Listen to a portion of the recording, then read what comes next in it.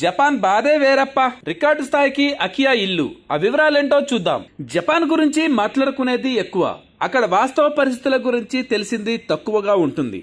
సాధారణంగా జపాన్ లో ప్లేస్ అన్నది తక్కువగా ఉంటుందని, అక్కడి ఇల్లు సైతం చాలా చిన్నవిగా ఉంటాయని చెబుతుంటారు.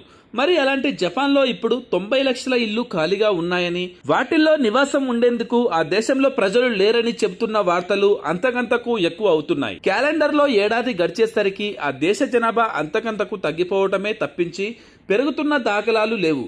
ఇప్పుడు జపాన్ లో ఖాళీగా ఉన్న ఇళ్లను పంచేస్తే న్యూయార్క్ జనాభా మొత్తానికి సరిపోతాయని చెబుతున్నారు. ఇన్ని ఇళ్లు ఖాళీగా ఎందుకు ఉన్నట్లు అన్నది ప్రశ్న. దీనికి సమాధానం జనాభా తగ్గిపోవటమే ప్రధాన కారణంగా చెబుతున్నారు. ఖాళీగా ఉండే ఇళ్లను అకియాలుగా పిలుస్తుంటారు. జపాన్ లోని ప్రధాన నగరాలుగా పేరున్న టోక్యో, క్యోటోల్లో ఖాళీగా ఉన్న ఇళ్ల సంఖ్య ఎక్కువగా అవుతున్నాయని చెబుతున్నారు. ఇప్పుడు ఆ దేశంలో జనాభా తగ్గిపోవటం ఒక ప్రధాన సమస్యగా మారింది. దేశంలో పెద్ద వయస్కులు పెరిగిపోవటం, జననాల సంఖ్య తగ్గిపోవడంతో జనాభా నిష్పత్తిలో వ్యత్యాసం చాలా ఎక్కువైంది. ఖాళీగా ఉన్న ఇళ్లను అధికారులు స్వాధీనం చేసుకుంటున్నారు.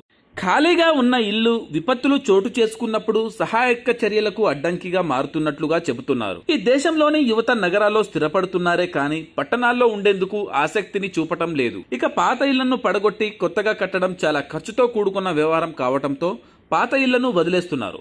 ఇక ఖాళీగా ఉండే కాలనీలు, ప్రాంతాలకు నడిపే బస్సులు, రవాణా సదుపాయాలు తగ్గిపోవడంతో అక్కడ ప్రజలు ఉండేందుకు ఆసక్తి చూపటం లేదు. జపాన్ లో ఖాళీగా ఉన్న ఇళ్ల గురించి తెలిసిన విదేశీయులు వీటిని కొనేందుకు ఆసక్తిని చూపుతున్నారు. అయితే వాటిని కొనుగోలు చేసిన తర్వాత అక్కడి వాస్తవ పరిస్థితులు అర్థం చేసుకుని ఎరక్కపోయి వచ్చి ఇరుక్కుపోయామని భావిస్తున్నారు. ఎందుకంటే మన దేశంలో మాదిరి ఇళ్లను కొనుగోలు చేయటం, వాటికి మార్పులు చేసి అమ్మేయటం అంత సులువు కాదు. ఇక జనాభా తగ్గిపోతున్న జపాన్ ఇప్పటికే పలు సమస్యల్ని ఎదుర్కొంటుంది. ఇప్పుడు ఈ అకాయిల సమస్య పెద్ద తలనొప్పిగా మారిందంటున్నారు. Thanks for watching.